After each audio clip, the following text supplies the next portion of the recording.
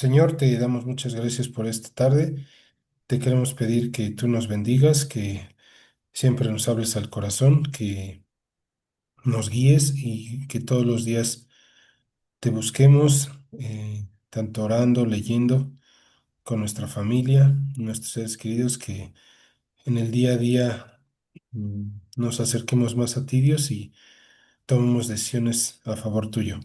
Bendice a las personas que están conectadas, que sigamos siendo constantes contigo, Dios, porque pues el tiempo se pasa rápido y ahorita ya casi va a ser medio año y muchas veces los objetivos y metas espirituales que tenemos se nos olvidan, Dios. Entonces que los tengamos presentes y que sigamos contigo, Padre. Todo esto te lo pedimos en el nombre de tu Hijo amado Jesús. Amén.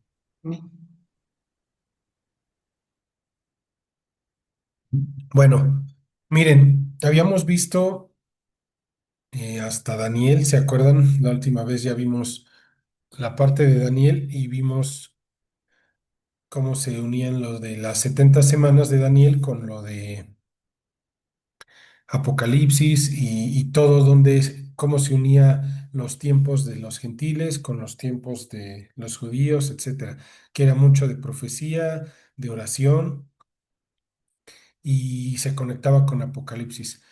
Bueno, ahora vamos a cambiar un poquito de tema, vamos a estudiar otro libro. Ahorita igual por tiempos y todo, vamos a avanzar una parte, pero este libro, la idea es de que lo vayamos haciendo tipo como Daniel. Cada que me toque dar estudio, lo vamos a estar repasando, porque hay muchísima información que vamos a poder rescatar. Para el caso de este libro, que es Eclesiastés, ¿cómo vamos a irlo estudiando? Vamos a ir pues, casi, casi versículo por versículo, porque es un libro corto, o sea, no son muchos capítulos y hay mucha información que es importante. Y vamos a ir viendo que, por ejemplo, Eclesiastés, ¿cómo les diré? Es un libro que al estar en la Biblia obviamente está inspirado por Dios, pero no siempre lo que va a decir en Eclesiastés refleja el pensamiento de Dios. O sea, sí, eso es muy importante porque en Eclesiastés, fíjense, ¿sabían que de los libros preferidos de los ateos o de cualquier otra persona que no es cristiana, justamente es Eclesiastés? Y lo citan o lo mencionan. ¿Por qué? Porque muchas veces aparentemente hay cosas que contradicen lo que dice Eclesiastés con otras partes de la Biblia. Se los aclaro desde un inicio para que acuérdense que cada que leamos algo, tenemos que ver el contexto, ver quién lo escribió, en qué momento se encontraba de su vida, por qué, etcétera. Porque si se toma un versículo sin ver el contexto y de ahí se lee, puede malinterpretar muchas cosas. Entonces, eso es lo que quiero que veamos y por eso es que vamos a ir viendo a detalle algunos versículos y ir estudiando este libro porque les digo, muchas personas lo usan para contradecir la palabra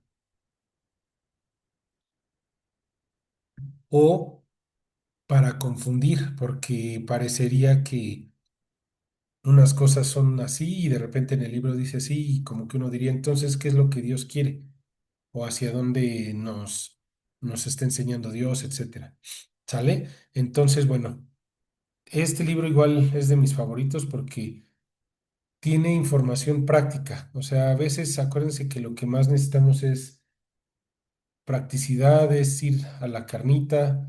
Entonces, muchas veces es muy directo y nos ayuda, ¿vale? Bueno, entonces, vamos a avanzar. A ver, antes de comenzar con el estudio como tal, acuérdense que me gusta saber o que participen o si tienen alguna idea, referencia. ¿Quién sabe qué significa Eclesiastés?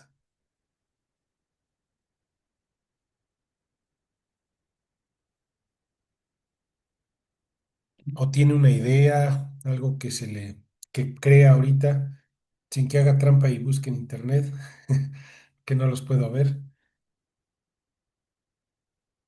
Yo solo sé que lo escribió Salomón, ¿no? Ok, Mar dice Entonces, que lo no escribió sé, pues Salomón. Salomón era muy sabio. Entonces, algo que tenga que ver con la sabiduría. Ok, ¿quién más? ¿Qué se les ocurre que pueda hacer? Va un poquito, ¿eh? O sea, sí tiene algo que ver un poco,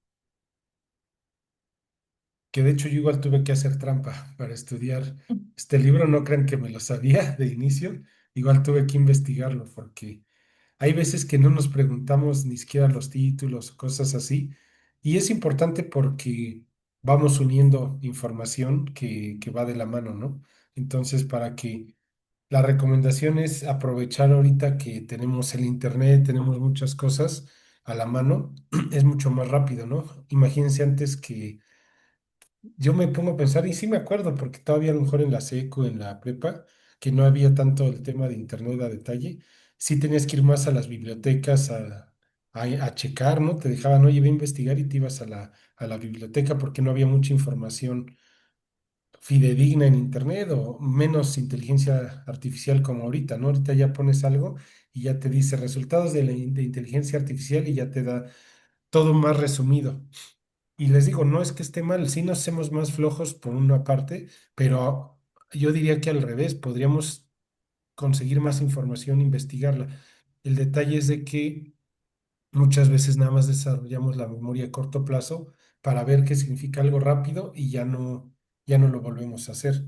¿Cómo me doy cuenta? Porque cuando hemos tenido estudios de Daniel, por ejemplo, les vuelvo a preguntar, si les volviera a preguntar lo de los imperios, las bestias y eso, ¿se acuerdan que teníamos que estarlo repasando, repasando, porque si no, se nos vuelve a olvidar? Entonces, aprovechando esto, lo que les quiero decir es, sí tenemos la tecnología, pero cada uno debe de buscar las formas de aprendizaje más fáciles para cada uno. Hay quien le gusta con su libreta anotar. Está bien porque está comprobado científicamente que al anotar de puño y letra y escribirlo, nuestro cerebro lo va a retener más fácil o se acuerda porque lo estás escribiendo, lo estás viendo y al volverlo a escribir como que repasas, ¿no? Hay quien ya ahorita dice, no, tomo foto o captura de pantalla y ahí la guardo. Si esa es la forma de recordarlo, qué bueno, pero muchas veces se nos olvida. Entonces, cada quien busque sus métodos. Hay quien es visual, quien es auditivo, kinestésico, sus diferentes formas de aprender. Por ejemplo, otra forma de aprender es explicando, ¿no? Entonces, también ¿qué nos dice esto? Que si ya tomamos estudio, también nosotros podemos replicar estudios bíblicos a nuestros discípulos, a nuestra familia, a nuestros conocidos, y a lo mejor así aprendemos más. A mí me pasa así, que al tener que dar estudio, pues tengo que estudiar yo mismo y repasarlo y ya me lo grabo. ¿Sale? Entonces, va un poquito de la mano, pero para que siempre estemos, lo que quiero es que siempre tengamos esa curiosidad de aprender, de investigar y también no nada más de quedarnos con la primera idea, porque muchas veces también de internet, pues son ideas, normalmente son ideas y a veces pueden también confundirnos. Entonces, tenemos que basarnos siempre en la palabra de Dios, en nuestro pastor, etcétera, y buscar no quedarnos con una sola, pues, interpretación, porque eso también es peligroso. Bueno, entonces, fíjense, el significado viene primero en un origen hebreo. O sea, acuérdense, ahorita vamos a ver por qué. El tema hebreo, que es Coelet, y significa el que convoca a una asamblea o el maestro. Pero ustedes dirían, bueno, ¿y qué tiene que ver Coelet a Eclesiastés? O sea, no se ve como una similitud en palabras, no hay como una relación. Acuérdense que los primeros libros de la Biblia estaban escritos en hebreo. Pero entonces, ¿qué pasa? Bueno, no me quiero adelantar, aquí les pongo ahorita. Pero en griego, en la Septuaginta, ahorita vamos a ver lo de la Septuaginta, la palabra es eclesia, o sea, de hebreo coelet, al traducirse al griego es eclesia, y ya suena más parecido a eclesiastés, ¿no? La palabra ya en griego, y se traduce al español como eclesiastés. Y fíjense, es muy similar, miembro de la asamblea o congregación. Ahorita les digo por qué ese título, pero ¿quién recuerda qué es la Septuaginta? Muchos ya la han escuchado, pero ¿quién recuerda qué es la Septuaginta? ¿O quién, qué se imaginan, etcétera? ¿Qué han escuchado? Los primeros libros de la Biblia. Más o menos, pero los primeros libros es el Pentateuco, que son los primeros cinco Mm, libros. Penta de cinco, Pentateuco son los primeros cinco. Más o menos por ahí. Algo más, alguien que haya escuchado algo de la Septuaginta, por acá, ¿no? Bueno, porque igual es importante ver esto. La Septuaginta, hagan de cuenta que todo el Antiguo Testamento estaba en hebreo, pero imagínense si todo el tiempo estuviera en hebreo, ¿cómo lo podrían haber estudiado en ese tiempo otras personas? Entonces, lo que hicieron fue traducir todos los libros del Antiguo Testamento del hebreo al griego. Eso es la traducción más antigua del hebreo al griego, eso es en la Septuaginta. Para nosotros como cristianos es muy importante porque todo lo que tomamos de ahí es de esa traducción del hebreo al griego y ya posteriormente a nuestro idioma. Pero ¿por qué Septuaginta? Ahí les pongo, es la traducción más antigua del Antiguo Testamento al griego por 70 eruditos judíos, por eso es Septuaginta de 70. Entonces, para nosotros es muy importante eso porque esas traducciones es como nosotros ahorita la Reina Valera, ¿no? Que es la más acercada, la Reina Valera 1960 es la más acercada a las traducciones tanto del hebreo como del griego hacia el español, de todo, tanto del Antiguo como del Nuevo Testamento. Entonces, a lo mejor les digo, es información que digan, bueno, ¿eso que de qué me sirve, no? Sí, es más como cultura general, por así decirlo, pero es importante porque también tenemos que saber, pues, las traducciones, de dónde surgen, por qué, etcétera, ¿no? Y bueno, entonces de ahí se deriva Eclesiastés. Entonces, ¿qué significado en realidad tendría que ver? Es como ahí dice el maestro. ¿Qué hace un maestro? Reúne a gente, no necesariamente niños, o sea, sus alumnos no necesariamente tienen que ser niños, ya pueden ser adultos, los reúnen para presentarles una información, algún tema, ¿no? Lo que sea. Por eso es que dice el que convoca una asamblea o un maestro, alguien que va a explicar. Eso es el significado de Eclesiastés. ¿Por qué? En este significado o en este contexto, ¿qué quiere decir?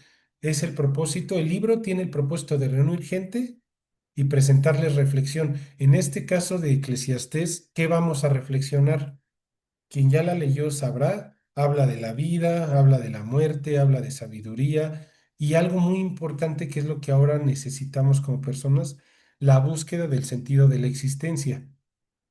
Actualmente, la mayoría de las personas están buscando un propósito.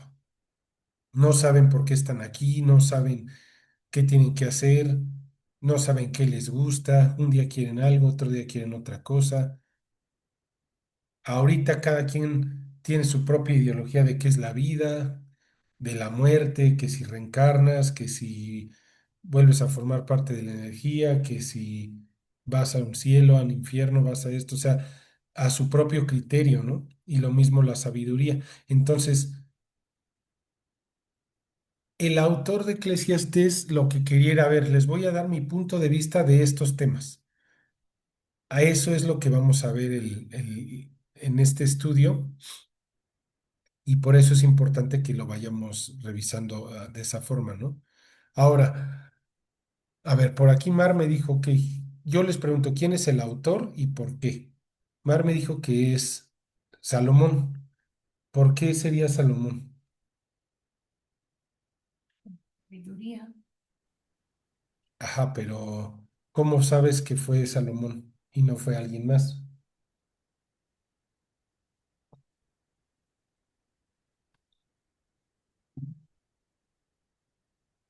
A ver, ¿alguien por allá? Eso no es. Bueno, Porque Esa, tuvo, porque ajá, tuvo todas las riquezas, él tuvo la mayor experiencia de tenerlo todo y al final de cuentas llega a esa conclusión. ok. O sea, al ir leyendo vemos que pudo hacer y deshacer, tenía de todo, ¿no? Y podemos inferir que era Salomón, ¿no? Aunque en esos tiempos igual había muchos reyes que igual tuvieron muchas cosas, ¿no? ¿Qué más pudiéramos, qué otra cosa nos podría decir que era Salomón y no alguien más? Mm. Mm,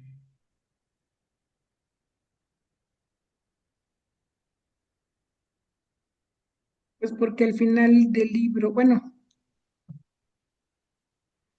pues porque te deja ver en la lectura que, como decía sí, ¿no?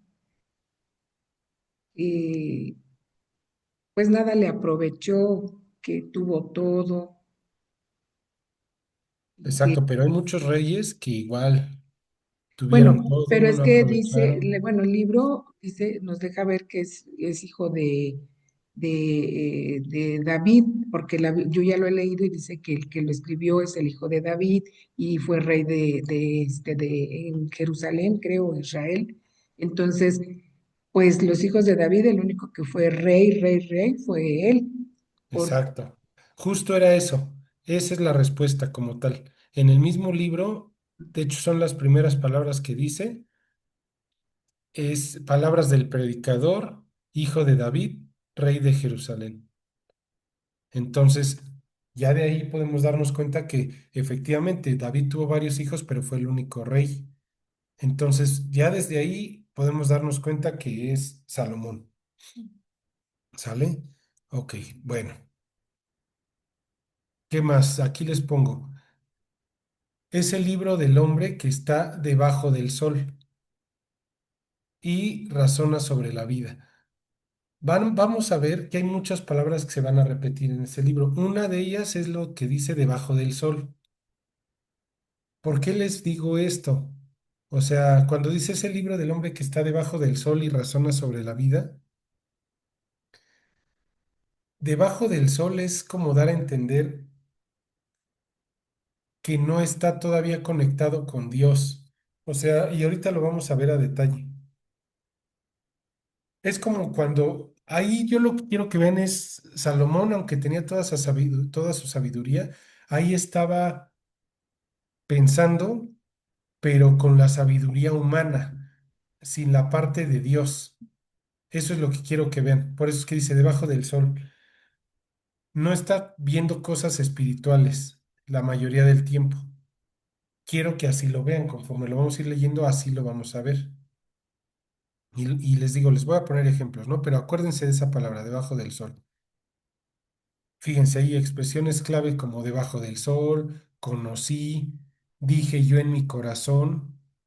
O sea, ¿a qué se está refiriendo? ¿A algo que dice Dios o a algo que dice Salomón? Pensar, ¿no? De Salomón.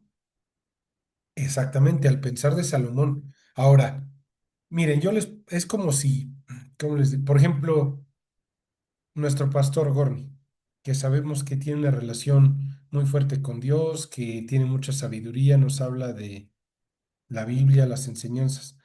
Pero si él escribiera un libro y él dijera, dije yo en mi corazón, no nos da a entender necesariamente que es algo que Dios le dice. Puede ser un pensamiento que tenga él, como cuando nos dice, oigan, oren por mí porque necesito oración. O sea, es un hombre y al final va a necesitar apoyo, ¿no? Como de su iglesia, etcétera, y son cosas que él va a decir.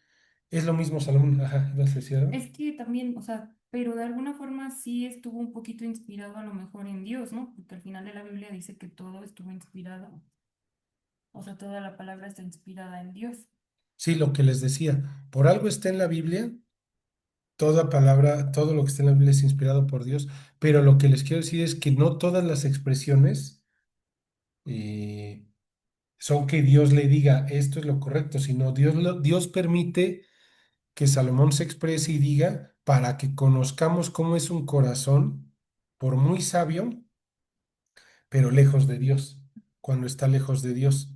O sea, es como cuando en la Biblia viene que Jacob o Israel tenía a sus mujeres y tenía, ¿qué era? Raquel, Lea, Bila y Silpa, y de ahí tuvo hijos.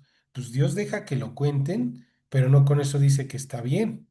O sea, pues está ahí y tuvo dos mujeres y dos concubinas y de ahí tuvo a los 12 tribus de Israel, a los 12 sus 12 hijos que son las 12 tribus de Israel, y lo deja porque Dios no tiene problema en ventilar, o sea, las cosas buenas, las cosas malas, y está inspirado por Dios, sí, pero no con eso quiere decir que Él apruebe eso, ¿no?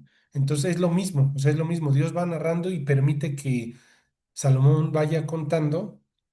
Efectivamente, al final, en el último capítulo, ya habla cómo es estar bien con Dios.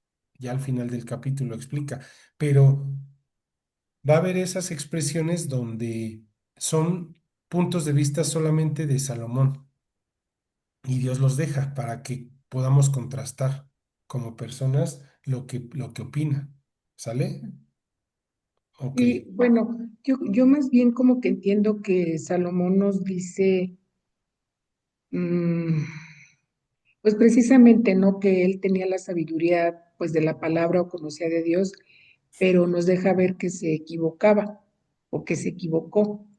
Y yo creo que nos lo deja ver para que, pues ahora sí como decimos, ¿no? Oye, pues yo ya lo pasé, ¿no? Te lo digo para que tú no lo pases.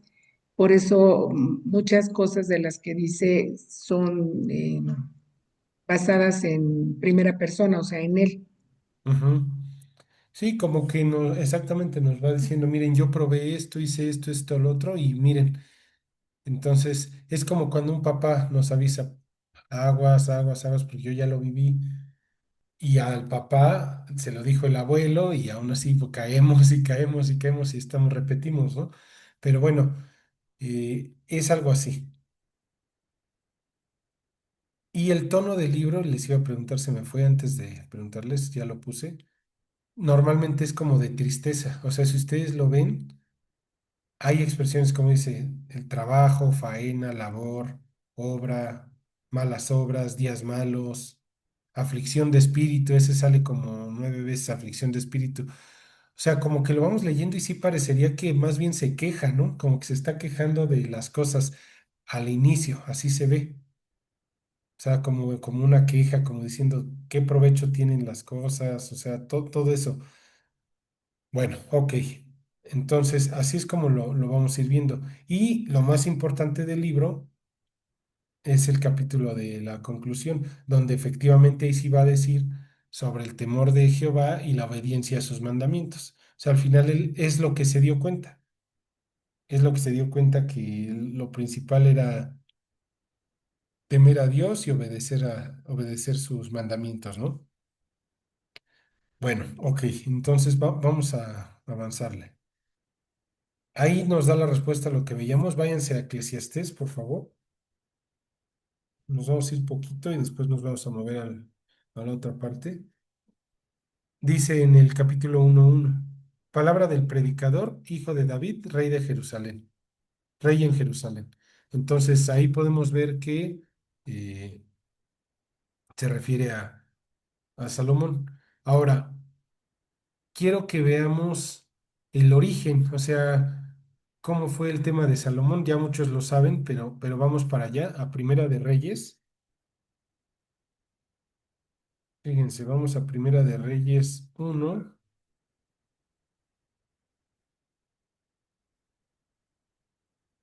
Rápido, nada más les leo el 1:1. Ya obviamente es la caída de David, ya como va bajando, dice, cuando el rey David era viejo y avanzado en días, le cubrían sus ropas, pero no se calentaba. O sea, ya David ya estaba pues, en decadencia, como a cada uno de nosotros nos va a pasar, que es normal, parte de, y luego viene, sáltense hasta el 38, 38, 39. Dice, y descendieron el sacerdote Sadoc, el profeta Natán, Benaía, hijo de Joiada, y los cereteos y los peleteos, y montaron a Salomón en la mula del rey David y lo llevaron a Gión.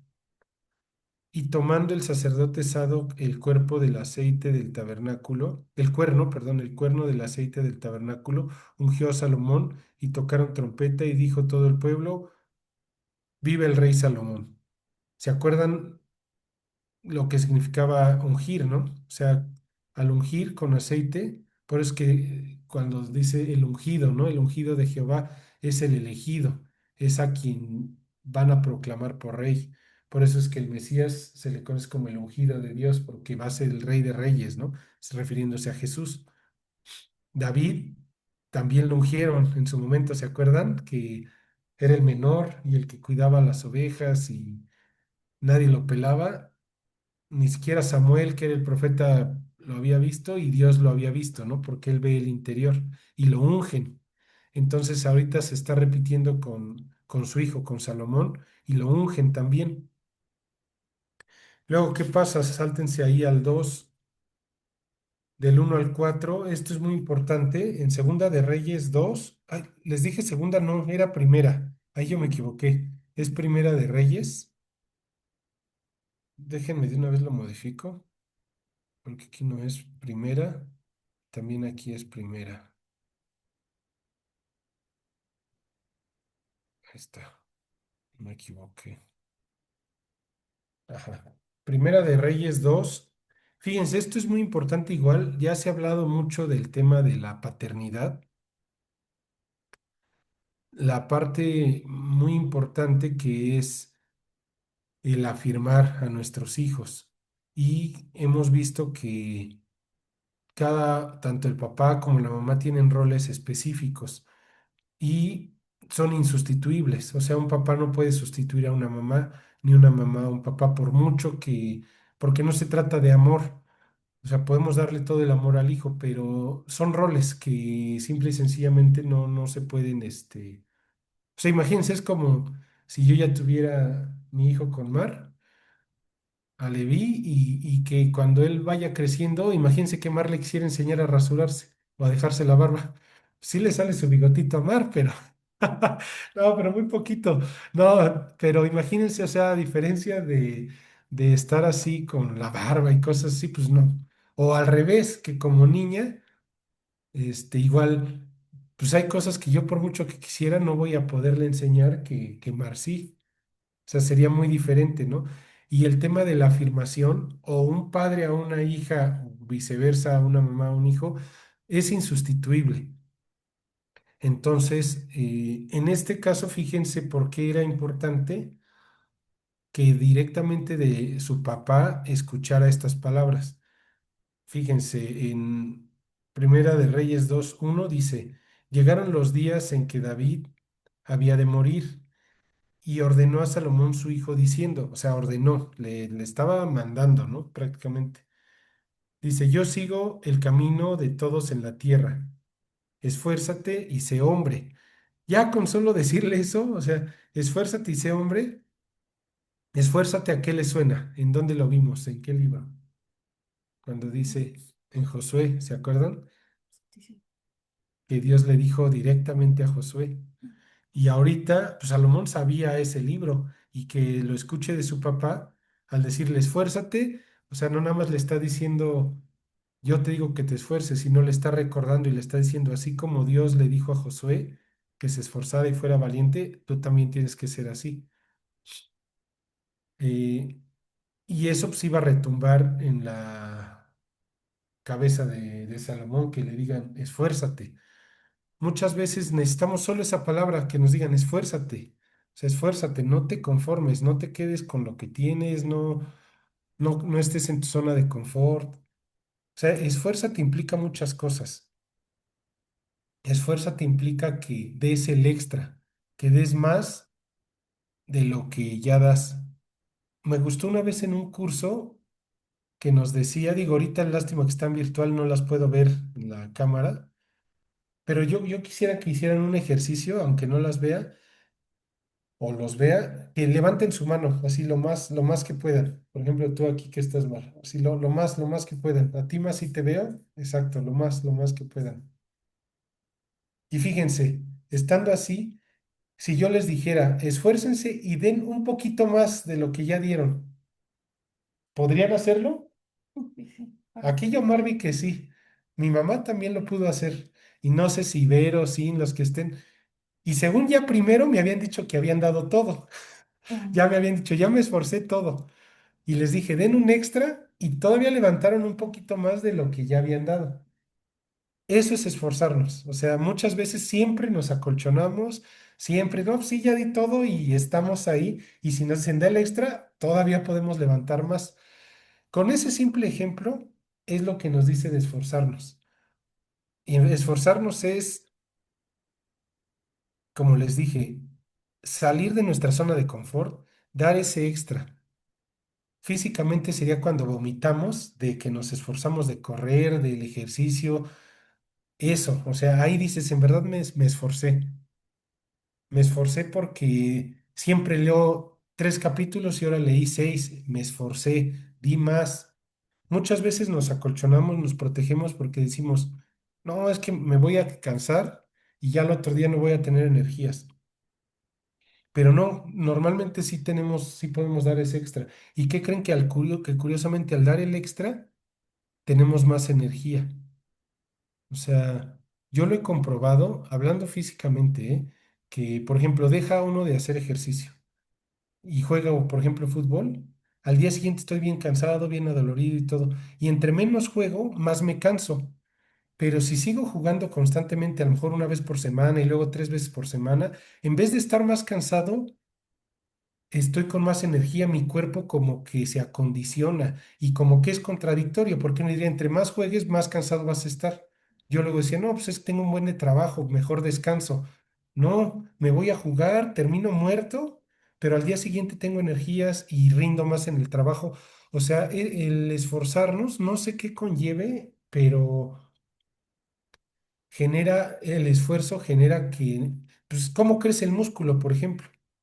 El músculo crece porque se rompe. O sea, por ejemplo, si ustedes hacen ejercicio, no sé, les pongo el ejemplo, haciendo bíceps, haces bíceps y internamente se va rompiendo el músculo porque lo sobreesfuerza, se rompe y al volver a crecer, crece más grande. Entonces, eso es el esfuerzo y en diferente, lo mismo quien va y hace pierna o quien hace condición física, etcétera, eso es lo que pasa.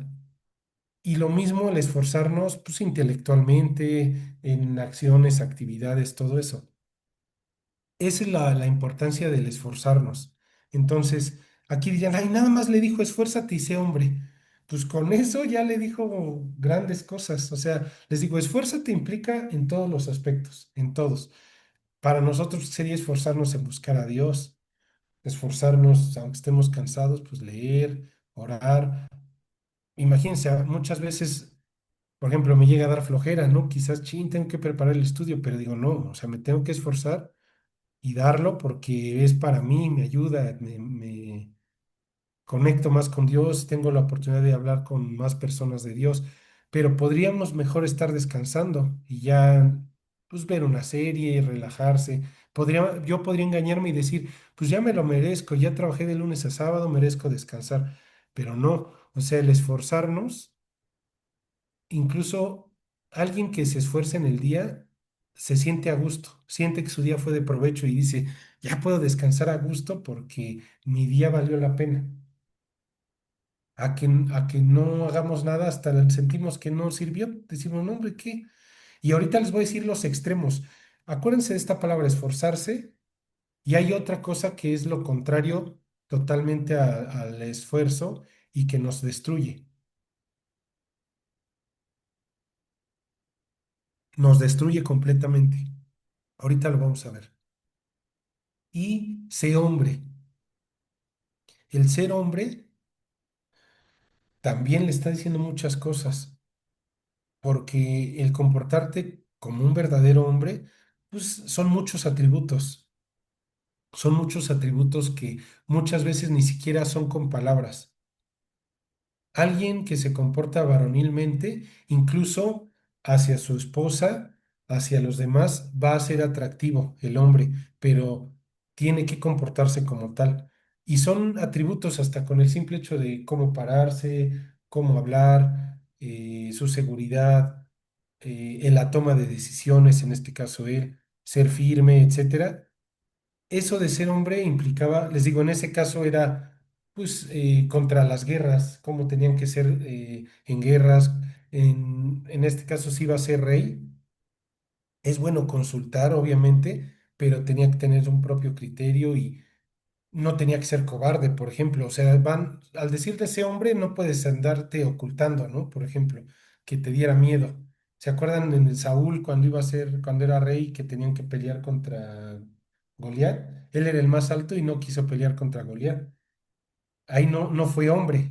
O sea, digo, en esos términos no fue hombre. Y lo percibían los demás.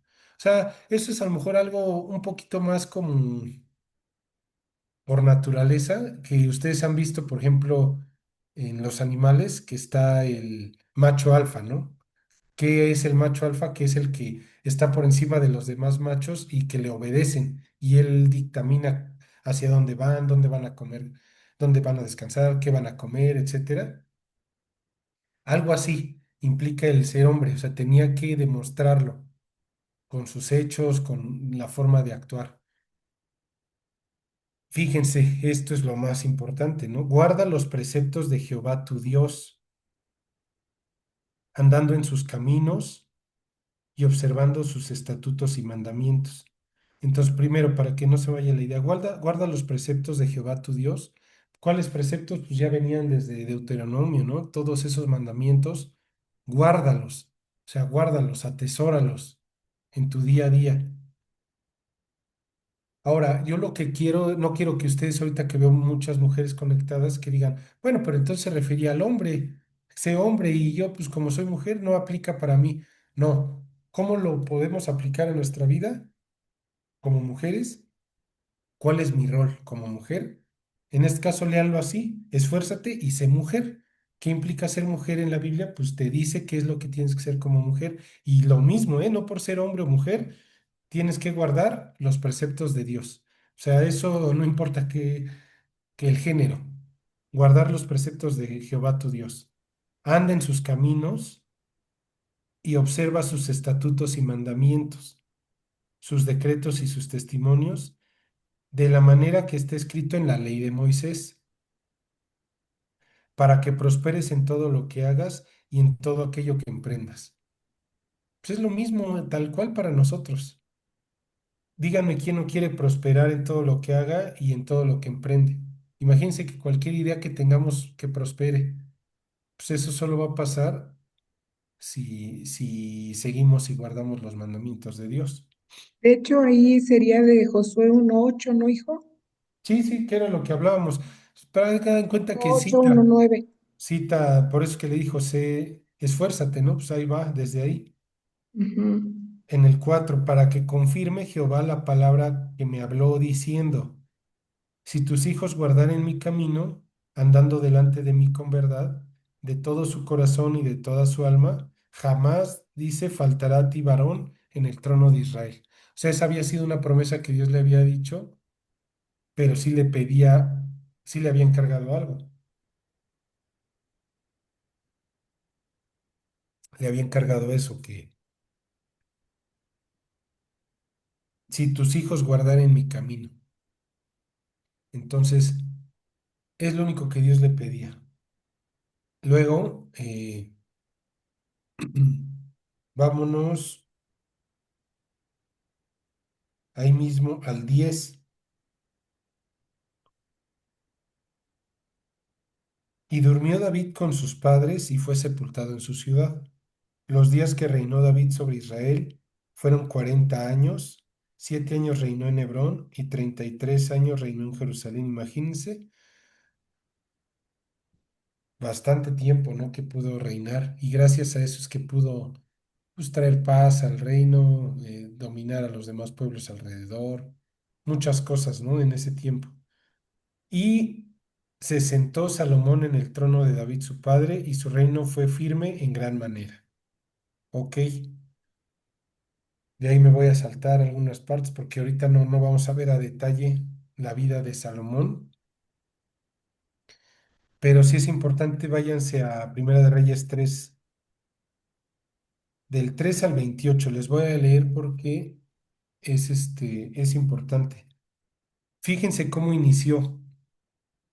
Mas Salomón amó a Jehová, andando en los estatutos de su padre David. Solamente sacrificaba y quemaba incienso en los lugares altos.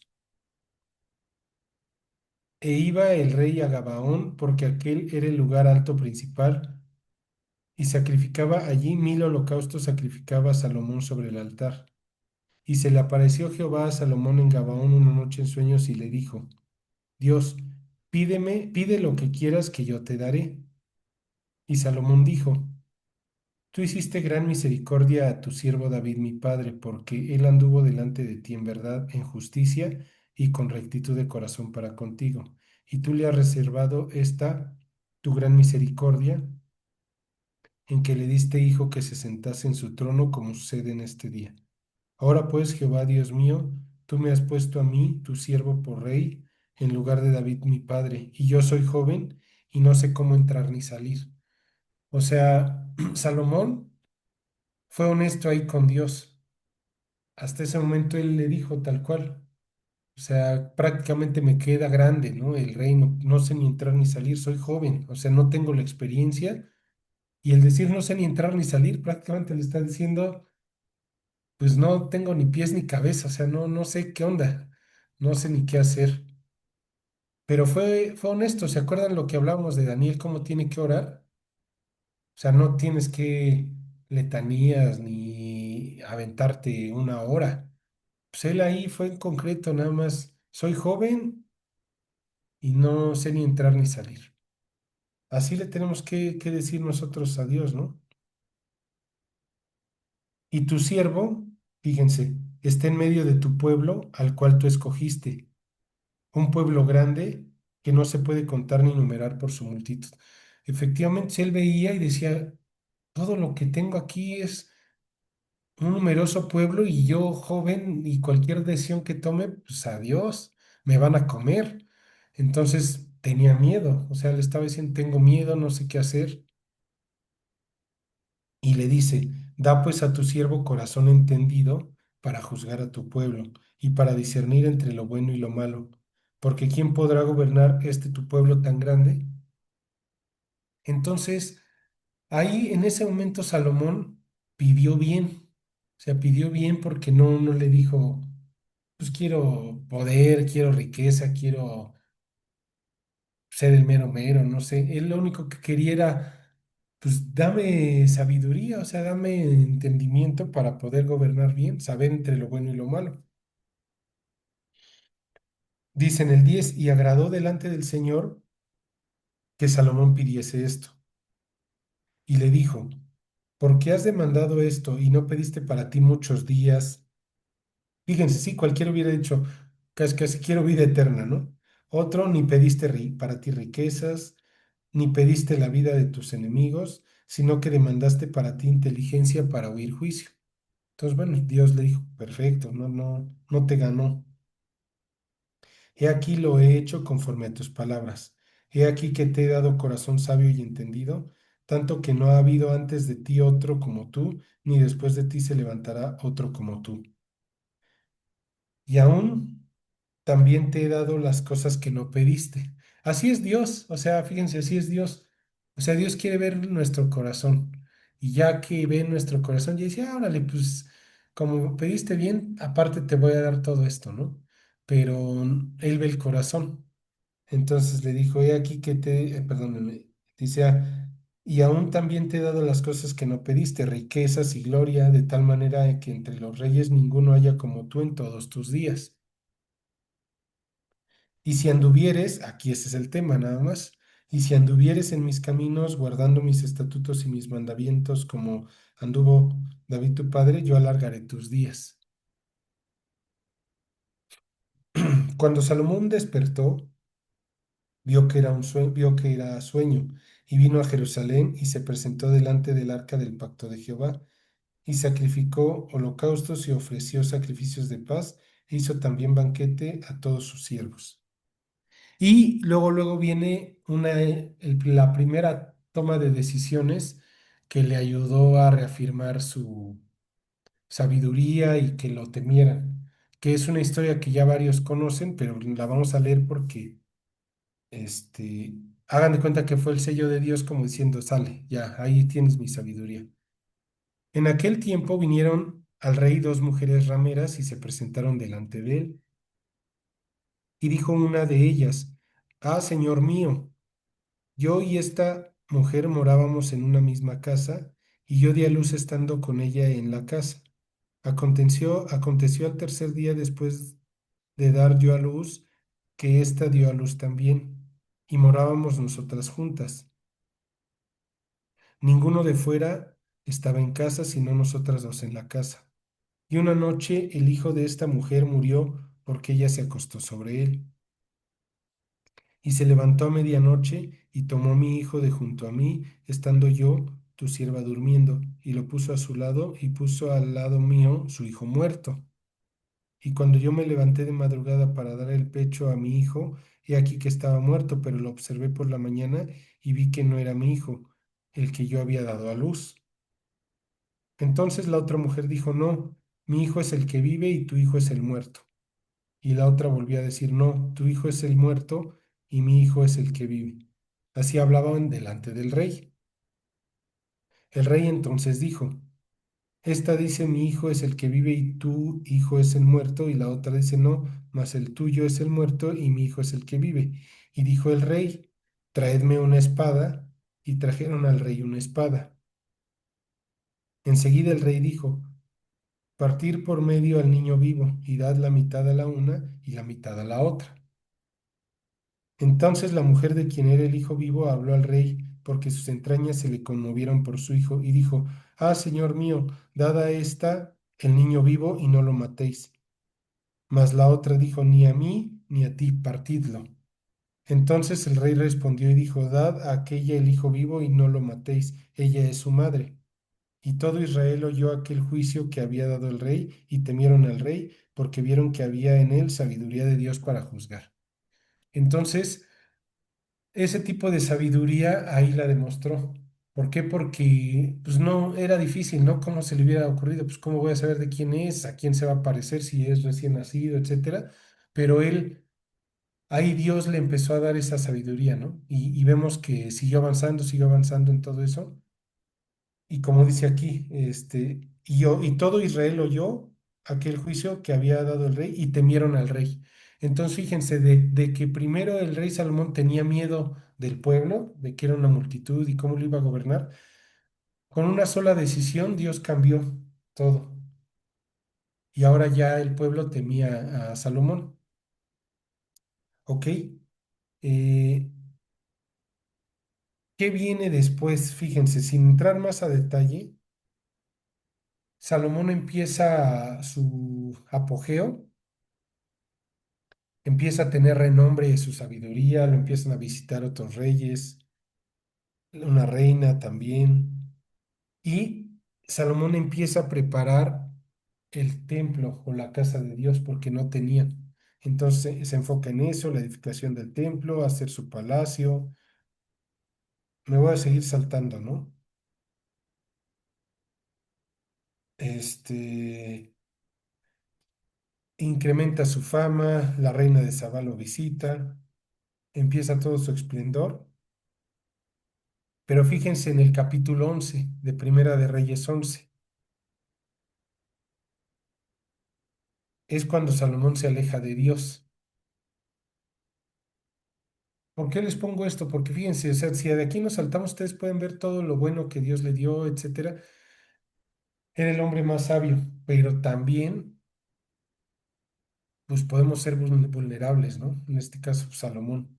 Fíjense en el 11. Pero el rey Salomón amó, además de la hija de Faraón, a muchas mujeres extranjeras, a las de Moab, a las de Amón, a las de Edom, a las de Sidón y a las Eteas, gentes de las cuales Jehová había dicho a los hijos de Israel, No os llegaréis a ellas, ni ellas se llegarán a vosotros, porque ciertamente harán inclinar vuestros corazones tras sus dioses. A estas pues se juntó Salomón con amor, y tuvo 700 mujeres reinas y 300 concubinas, y sus mujeres desviaron su corazón. O sea, tuvo 1000 mujeres y desviaron su corazón. Y cuando Salomón era ya viejo, sus mujeres inclinaron su corazón tras dioses ajenos, y su corazón no era perfecto con Jehová su Dios como el corazón de su padre David. Porque Salomón siguió a Astoret, o en este caso es Astarot, diosa de los Sidonios, a Milcom, que en este caso es Moloc, ídolo abominable de los amonitas. Este Moloc era el que sacrificaban a sus hijos en fuego, los hacían pasar por fuego a él. E hizo Salomón lo malo ante los ojos de Jehová y no siguió cumplidamente a Jehová como David su padre. Entonces edificó Salomón un lugar alto a Quemos, ídolo abominable de Moab, en el monte que está enfrente de Jerusalén, y a Moloc, ídolo abominable de los hijos de Amón. Es el mismo nada más que Milcom, pero era diferente nombre. Así hizo para todas las mujeres extranjeras, las cuales quemaban incienso y ofrecían sacrificios a sus dioses. Y se enojó Jehová contra Salomón por cuanto su corazón se había apartado de Jehová, Dios de Israel, que se le había aparecido 2 veces. Y le había mandado acerca de esto que no siguiese a dioses ajenos, mas él no guardó lo que le mandó Jehová. Y dijo Jehová a Salomón, por cuanto ha habido esto en ti y no has guardado mi pacto y mis estatutos que yo te mandé, romperé de ti el reino y lo entregaré a tu siervo. Sin embargo, no lo haré en tus días por amor a David tu padre, lo romperé de mano de tu hijo. O sea, Dios ya, dijo, nada más por pura misericordia, David no lo hizo en su tiempo, pero desde ahí ya fue un parteaguas para el pueblo, porque ya desde ahí se dividió, y ya es donde se divide el norte y el sur, y ya nunca fue lo mismo el pueblo. Pero no romperé todo el reino, sino que daré una tribu a tu hijo por amor a David mi siervo y por amor a Jerusalén, la cual yo he elegido. Ok. ¿Por qué les leo todo esto? Van a decir, no hemos leído nada de Eclesiastés, pero para que vean todo el contexto de la vida de Salomón, y ahora sí nos vayamos a Eclesiastés para que entendamos todo lo que él vivió, todo lo que él fue pasando, etcétera. ¿Sale? Bueno, vamos a leer un poquito porque de hecho no nos va a dar tiempo hoy.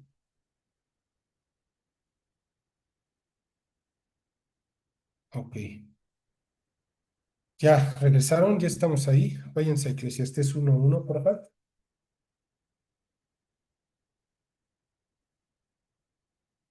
Oh, perdón, 1:2. Dice, vanidad de vanidades, dijo el predicador. Vanidad de vanidades, todo es vanidad. ¿A qué creen que se refiere cuando dice vanidad de vanidades? ¿Qué le suena?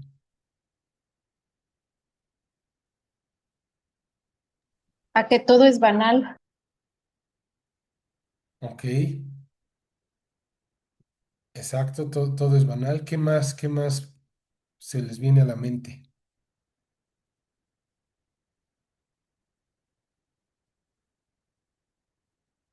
Ser vanidad, ¿qué me podrían decir? Pues es que hay un versículo que dice que teniendo vestido y calzado, pues que con eso estemos gozosos. Y ya lo demás, pues ahora sí que es vanidad, porque no lo necesitas. Ujú, ok. ¿Alguien más que quisiera compartir algo de qué le suena vanidad? O sea, que puede ser pasajero, o sea, es temporal todo, ¿no? Ajá, exactamente también. Como los placeres de la vida. Así es, exactamente. O sea, es que fíjense, vanidad de vanidades va a implicar muchísimas cosas. Todo lo que me están diciendo va de la mano. Y aquí yo lo que les quiero poner es vanidad implica una vaciedad, o sea que hay un vacío. algo vano, o sea, como que no va a perdurar por la eternidad. La vanidad así va a ser, ¿no? ¿Y yo por qué les pongo, o sea, por qué lo relaciono con la vaciedad o un vacío? ¿Se acuerdan desde la creación? ¿Qué dice? ¿Qué se acuerdan? Decía, y la tierra estaba desordenada y vacía. Y se acuerdan que veíamos en el estudio de creación-regeneración que la tierra fue creada por Dios y hacíamos la similitud del hombre creado por Dios. Y cuando dice que la tierra estaba desordenada y vacía, estaba todavía la ausencia del Espíritu de Dios. ¿Se acuerdan? Ahí todavía no estaba, por así decirlo, al irlo creando. Es lo mismo el hombre. O sea, el hombre, aunque Dios lo crea, va a tener un vacío que va a estar en su corazón mientras no conozca a su creador. O sea, el hombre natural sin Dios va a tener ese vacío en su corazón. Les digo, desde la creación hasta... Eso sí no va a cambiar, ¿eh? Podrá cambiar todo, podrá cambiar ahorita la tecnología, podrá cambiar... El mundo es completamente diferente hace 50 años, por ejemplo, pero el corazón del hombre es el mismo. Ese no cambia. Desde Salomón, y fíjense esos cuántos años fueron en el siglo X antes de Cristo. Y el corazón sigue siendo el mismo. O sea, nada más cambian a lo mejor los términos. En ese caso no había, les digo, esa tecnología que ahorita tenemos, pero el vacío sigue estando. Cuando debería de ser, ahorita tenemos muchísimas más cosas que lo de antes, como en teoría para llenar, ¿no? Llenar, alegrar el corazón. ¿Y por qué el vacío sigue permaneciendo?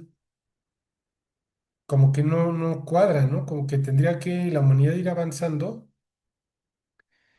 y el vacío tendría que ser menos. Y curiosamente, en la actualidad hay más vacío que antes. Eso es algo bien curioso y ahorita lo vamos a ver. Características del vacío en el corazón del hombre. Pero ha ido incrementando. O sea, esa vanidad de vanidades que hablaba Salomón, ¿qué creen que en estos tiempos es mayor que antes? Por el simple hecho de las redes sociales, que es una apariencia todo lo que se muestra. Es como un espejismo. Vanidad de vanidades. Antes no lo tenían, ahorita está más a su esplendor. El vacío es mayor, la gente con depresión, con ansiedad, con soledad, es mayor que antes, cuando hay muchas más cosas que nos deberían de mantener, pues, entretenidos, felices, entre comillas. ¿Pero por qué? Porque es la ausencia de Dios. Eso es lo que pasa, la ausencia de Dios. ¿Ibas a decir algo? Es lo que te decía ayer, de que ya es un mundo que nada más te pone cosas temporales, anestesias, anestesias, anestesias. Sí. O sea, la comida, las series, todo. Pero en realidad termina eso y otra vez regresas a lo mismo. Sin Dios, pues siempre vas a estar vacío. Exacto. O sea, ya se conoce más el comportamiento del hombre por el cerebro y ya se sabe, ¿no? Se sabe que nos podemos volver adictos por la dopamina, por ejemplo, a través de pequeños estímulos y recompensas variables rápidas, inmediatas, y te mantienen enganchado. Y si hay muchos estudios y avanzan en eso, pero todo eso es en el corto plazo, todo eso es para satisfacer deseos eh, banales, pequeños, pero el corazón sigue igual, o sea, no atacan al corazón, digamos que atacan intelectualmente al cerebro, pero no al espíritu, a nuestra alma, a eso no llegan, solamente Dios puede llegar, y ese es el gran contraste que hay. ¿Puedo decir algo? Sí, Es que haz de cuenta que, pues antes de conocer a Dios es como si estuviéramos exiliados. Tenemos que regresar con Él. Ese es lo primero. Por eso nada te llena. Y segundo, como también creo que lo dice en Jeremías, dice, dos males ha hecho mi pueblo, ujú, que quieren llenar cisternas rotas que no retienen agua. Entonces, lo primero, pues estás exiliado, ¿no? Todos nosotros los que estamos aquí estábamos exiliados y hacíamos eso mismo. O sea, nuestras cisternas las llenábamos cada quien pues con lo que creíamos que nos iba a saciar, pero pues ya cuando regresas con Cristo, pues Él te quita la venda, Él mora en ti y entonces dices, híjole, o sea, no es así. Entonces el hombre, como dices, ahorita tiene el vacío porque está exiliado, tiene que reconciliarse con Dios y entonces ya va a ver las cosas de otra manera. Sí, pero algo importante que sí quiero aclararles es de que aún como cristianos podemos tener ese vacío, ¿eh? Y podemos tener esa vanidad, porque es como Salomón, o sea, Salomón pues, era salvo. ¿Y en qué momento pasó? En el momento que se alejó de Dios. Entonces, nosotros, o sea, lo que les quiero decir es que no estamos salvados, ni exentos, no por ya haber aceptado a Cristo, si no, ya ni veríamos este estudio, porque yo diría, "Ah, pues ya son salvos, ya no. No, al contrario, el mismo Satanás va a querer que sus hijos caigan, ¿no? Entonces, una cosa es la salvación y otra, el ambiente que nos puede hacer caer. Y como cristianos tenemos que checar y prestar atención porque, o sea, nadie está exento, ¿eh? Por eso es que nuestro mismo pastor nos pidió oren por mí, etcétera. Todos pasamos diferentes situaciones. Salomón, como por eso es que les leí, primero que dice, amó a Jehová y siguió sus caminos y tal, y resulta que años después dice que desvió su corazón. Entonces, ¿dejó de ser salvo Salomón? No, Salomón fue salvo, pero tuvo sus caídas de repente, o sea, sabemos que no somos perfectos, tuvo sus caídas graves, pero no perdió la salvación. ¿Qué les quiero decir? Por eso es que estudiamos estos libros, porque para no confiarnos y seguir, porque cualquiera pudiera caer. Y como bien lo dijo Mar, ahorita son puras recompensas, así todo, entonces podemos estar en cualquier momento caer, ser vulnerables en diferentes aspectos, y eso nos va a alejar y vamos a destruir. Entonces, fíjense, eso viene desde la creación y permanece en el corazón del hombre. Ahora, debajo del sol. Dice, un hombre que vive debajo del sol es muy diferente a un hijo de Dios, yo les pregunto, o es lo mismo. Estamos también debajo del sol, pero ¿a qué se refiere? Debajo del sol es diferente a alguien que es hijo de Dios. Pues sí, Ujú. ¿Por qué? yo digo que ambos viven debajo del sol, pero sí es muy diferente, porque al estar con Dios y tener una relación con Dios, tú ya te limitas a muchas cosas. No como un hombre que no conoce a Dios, pues él sigue, él no sabe, o sea, no sabe que, sí sabe qué es lo bueno y lo malo, pero pues no le importa. Y nosotros como cristianos, pues, te detienes a muchas cosas porque pues, sabes que no le va a agradar a Dios. Y lo principal es que buscamos eso, agradarle a Dios. Sí, pero tiene mucho que ver que al decir debajo del sol, el hombre que está así no ve nada espiritual, no ve nada celestial. Y al ser hijos de Dios, fíjense, ya ha sido bendecido en las regiones celestiales. Váyanse a Efesios 1:3.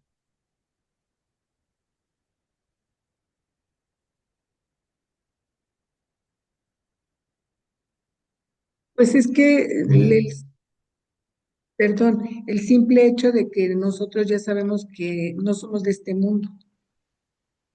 exacto, fíjense, dice Efesios 1:3. Bendito sea el Dios y Padre de nuestro Señor Jesucristo, que nos bendijo con toda bendición espiritual en los lugares celestiales en Cristo. O sea, alguien que ya es hijo de Dios ya no nada más ve debajo del sol. Mm. Ujú. Dice, poner su mira en las cosas de arriba y no en las de la tierra, dice Colosenses, ¿no? Entonces, ya nuestra cosmovisión, nuestra forma de pensar, tiene que estar pensada en la eternidad, ya no nada más en la tierra, ¿no? Entonces, esa es la gran diferencia de nada más estar como pensando en la tierra a pensar en la eternidad, las recompensas, etcétera. Cuando alguien dice, no, es que yo quiero cambiar mi vida porque quiero que mi familia conozca de Dios, porque quiero que pasen la eternidad con nuestro Creador, pues ya no está pensando solo debajo del sol, ya va a tomar decisiones pensando en en lo eterno.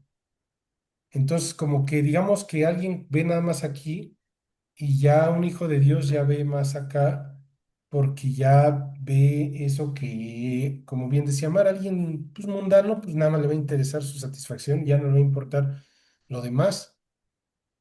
¿Ok? Bueno, Perdón, por eso, ¿por qué crees que muchos nos dicen que estamos locos? Para muchos dicen, ay, o sea, les parece locura y lo que tú crees, ¿no? Porque precisamente ellos ven lo que acontece aquí abajo, ¿no? Y tú sabes que, por ejemplo, tu ayuda no viene de aquí, sino viene de quien está por encima de lo que está aquí, ¿no?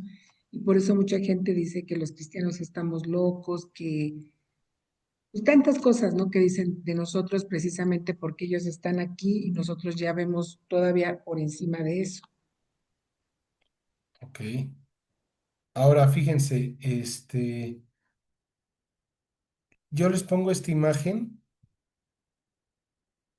¿Qué podrían decirme de la imagen? ¿Qué les, mm, como que, qué les dice?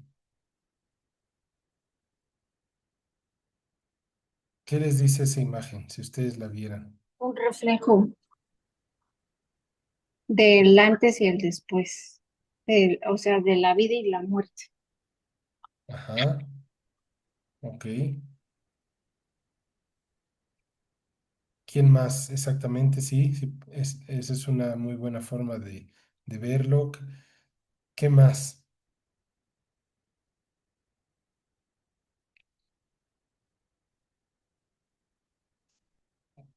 Aparte de sí, ¿alguien más que quisiera mencionar? Pues refleja cómo te ves en el mundo, bueno, así yo lo veo, cómo te ves en el mundo y cómo está tu corazón, cómo se siente tu corazón ya en el reflejo. Exactamente. O sea, fíjense, yo puse en internet así una imagen que dijera vanidad de vanidades, etcétera, y salió esta imagen.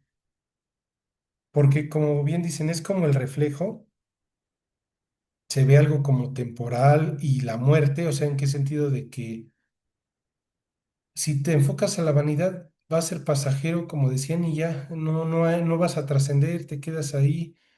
Hasta en el reflejo se ve como la persona, pues ni siquiera sonriendo, como que nada más pasando la vida por pasar, como triste, ¿no? Como si nada perdurable.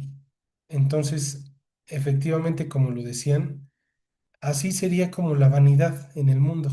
Así se puede pasar tu vida. Ya nada más como que viéndote cómo pasaron los años, pues, lograste algunas cosas, otras no, y ya voy a morir. Casi, casi como el ciclo de la vida normal. Naces, creces, te reproduces y mueres y ya, y no pasa nada, y así me quedé. Sin Dios, por eso es que les digo así, esa es vanidad de vanidades sin Dios. Como decía mi mamá, aunque si fuera en apariencias, si fueran unas redes sociales, no sería esa chica así. Se vería riéndose, feliz, etcétera, pero por dentro reflejaría eso. Y como bien decía, pues están locos, ¿no? Ustedes están locos, pero por dentro, pues ellos saben de ese vacío. Y esta otra, esa qué les da a ver, o qué me podrían mencionar de esa imagen. Vacío. Exactamente. Vacío, ¿qué más? Tristeza porque se ve. Ujú. ¿Qué más? Como desmotivación, Exacto. O sea, si ven, como que exteriormente se ve fuerte, ¿no? O sea, le ven sus piernas, sus pies fuertes, se ve como si fuera alguien exteriormente fuerte, pero ya por dentro ese vacío decaído, sin propósito, ¿no? Sin ver nada, sin tener nada que lo pueda llenar. O sea, como que exteriormente bien, pero interiormente destruido. Y esa es la sociedad actual como vive.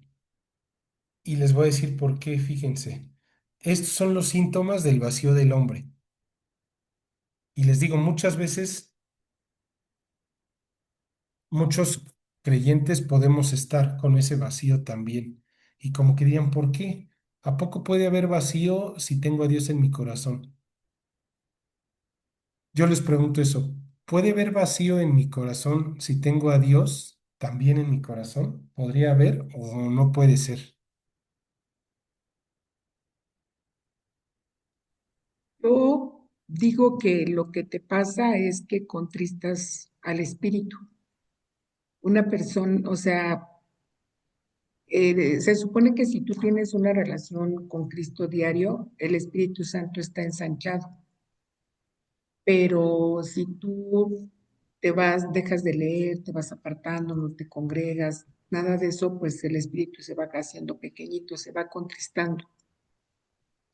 Entonces, ¿sí podemos tener vacío en el corazón teniendo a Dios o no? Vacío no, nada más contristas al espíritu, pero vacío no porque pues ya encontraste a tu creador, ya te reconciliaste con él. Lo que tienes es, estás contristado, tienes contristado al espíritu. Y qué síntomas son de cuando tienes el contristado el espíritu? Eh, pues que te empieza a ganar más el mundo, porque pues dejas de ver a tu creador, dejas de ver a Dios, o sea, ya no leíste hoy, ya no leíste una semana, convives con el mundo, pues te van jalando ellos y vas permitiendo poco a poco, poco a poco. Ok. Ajá. Yo, o sea, sí, sí coincido con mi suegra, sí, pero también a lo mejor cuando yo creo que, es que no sé cómo interpretarlo, pero cuando estás pasando por algo y le estás pidiendo a Dios que te responda, pues el alma pues sí se te va cansando de no ver respuestas.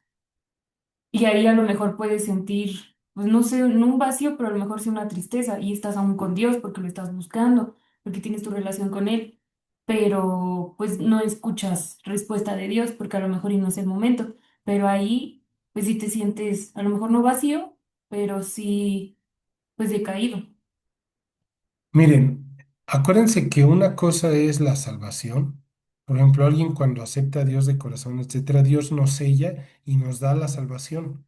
No por nosotros, sino porque dice que su justicia de Cristo nos reviste y ya somos justos para Dios. Ese es el tema de la salvación. Pero acuérdense, lo describe Pablo, la antigua naturaleza y la nueva naturaleza. ¿Cuál va a ganar? La que alimentemos. Si dejamos de alimentar la nueva, pues va a ganar la antigua. Y si está ganando la antigua, sí podemos tener esos síntomas de un vacío, porque nos está ganando. No perdemos la salvación, pero sí nos va ganando. Como bien decía mamá, al irnos al mundo, pues al irnos al mundo va a haber un vacío, porque vamos a estar buscando al mundo, al mundo, al mundo, sabiendo que en cualquier momento podemos regresar con Dios y Dios nos va a estar llamando, buscando. Pero, o sea, lo que les quiero decir es para que no nos confiemos. O sea, ser salvos es una cosa, pero es como una carrera, acuérdense de constancia. Si dejamos de correr, es decir, si dejamos de buscar a Dios, si dejamos de leer, de orar, etcétera, en cualquier momento nuestra antigua naturaleza va a regresar y va a querer estar como antes. Y fíjense, ¿por qué se los digo? Apatía y falta de motivación. A veces como cristianos podemos tener eso, apatía y falta de motivación. No, hoy no quiero hacer nada. Hoy siento que no es mi día, hoy no quiero, me estoy cansado, no me dan ganas y nos quedamos todo el día. Esa apatía y falta de motivación dice que es un síntoma del vacío del hombre. Muchas veces nos va a pasar eso. Pero ¿qué pasa cuando estamos al 100 con Dios, etcétera? Es contrario, porque con Dios Él nos va a decir, órale, párate, comparte, habla, estudia, profundiza. Es contrario, o sea, es contrario. No podemos tener apatía y falta de motivación cuando estamos bien con Dios porque Dios no nos llama a eso. ¿Qué nos dice? Cuando Dios habla, ¿qué le dicen su pueblo? He aquí, heme aquí, ¿no? Yo estoy, o sea, yo voy a ir. ¿Qué dice? Las puertas del Hades no prevalecerán contra ella. O sea, la iglesia es la que tiene que estar luchando, tiene que estar compartiendo. Si dejamos de estar bien con Dios, etcétera, vamos a tener esa apatía y falta de motivación. Aburrimiento, que es lo que decíamos, en el mundo la gente vive aburrida, ya no sabe ni qué ver, ni qué hacer, ni qué esto, porque está aburrida, aburrida, aburrida, todo el tiempo aburrida. Tiene que andar buscando estímulos porque si no, son síntomas del vacío. Y les digo lo mismo, cuando estamos bien con Dios, Él nos da ese gozo, esa paz. Hay muchas cosas que se pueden disfrutar sin necesidad de grandes cosas. Piénsenlo como en un niño, ¿no? O sea, un niño que lo dejas jugar al aire libre, en la tierra, en el agua, donde sea, nunca se va a aburrir. Hay niños que yo me he dado cuenta cuando los papás les compran lo mejor, los mejores juegos, todo, y los niños ni lo pelan ni quieren un cartoncito para andar ahí. Eso es. Y como personas con un vacío, nada nos va a llenar. Y al nada llenarnos, pues vamos a estar aburridos. Así tengas el mejor celular, la mejor laptop, la mejor ropa, vivas en el mejor lugar, vayas a los mejores conciertos, lo que sea, no te va a llenar, vas a estar aburrido. La soledad, igual, o sea, es otro síntoma, el estar solos o, lo más triste, estar con gente y sentirte solo. Hay personas que así están, pueden estar en una fiesta, pueden estar con muchas personas, vivir en familia con 5 personas, pero se sienten solos. Eso pasa en la mayoría de las personas. O que no les gusta estar solos. Dicen, no, yo no puedo comer solo, yo no puedo vivir solo, yo no puedo porque me siento mal, etcétera. Son síntomas que les digo que indican que algo no está bien. Algo tenemos que trabajar. Ahora, si nosotros detectamos eso en las demás personas, sin Dios, obviamente, por eso es que necesitamos compartirles. Por el simple hecho de que cuando ya tienen a Dios y estás bien con Dios, Él te llena, o sea, Él va calentando tu corazón, Él te va hablando y te sientes bien, no tienes esa necesidad. Esta que yo diría que es de las más, importantes. El vacío del corazón viene por una falta de propósito.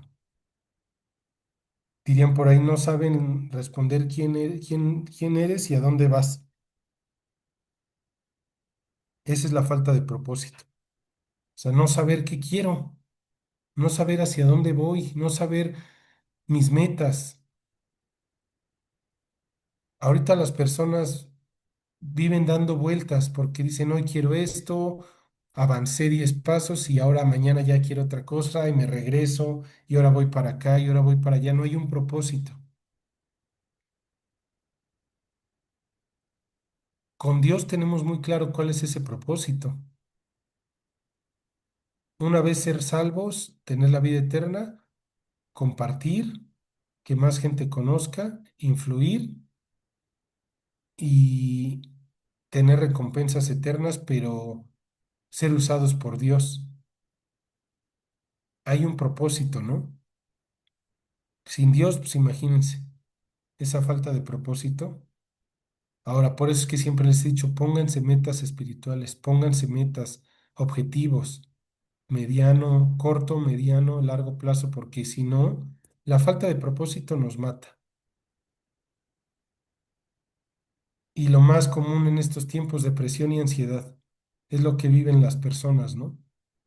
Viven deprimidas, viven ansiosas porque pues nada los llena y tienen ese vacío. Entonces, imagínense que la gente en su interior dice, estoy aburrido, no me siento bien conmigo mismo, estoy solo.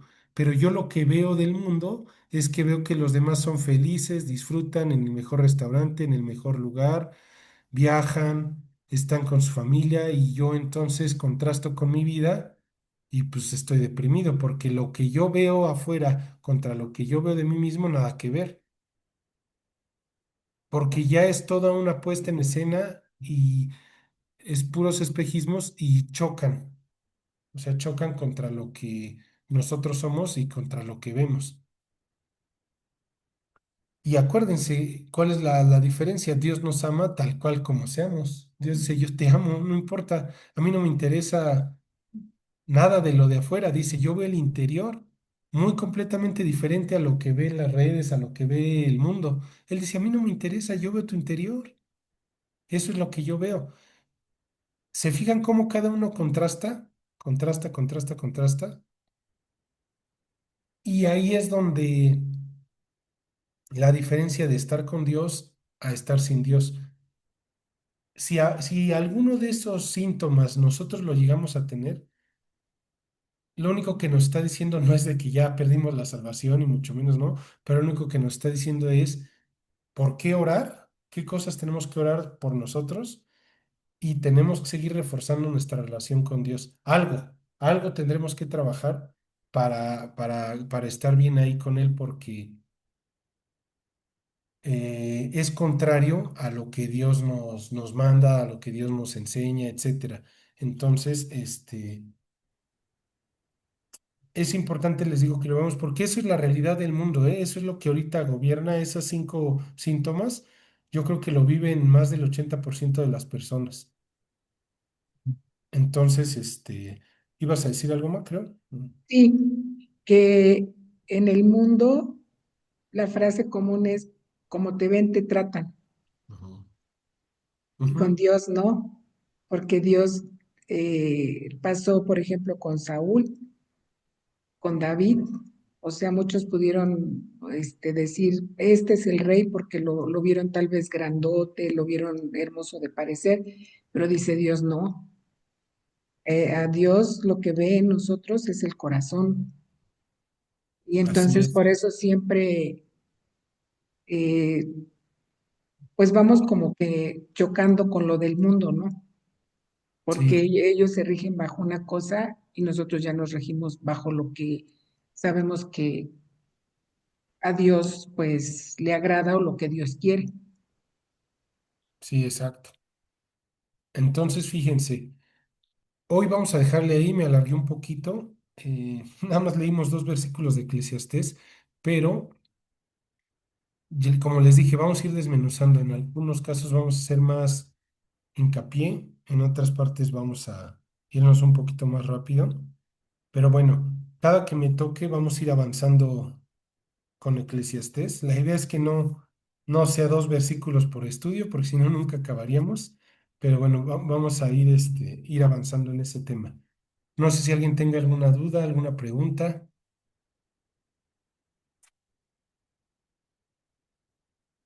Yo no tengo duda, pero ahorita si oras, pues oras por Tani, mi hermano.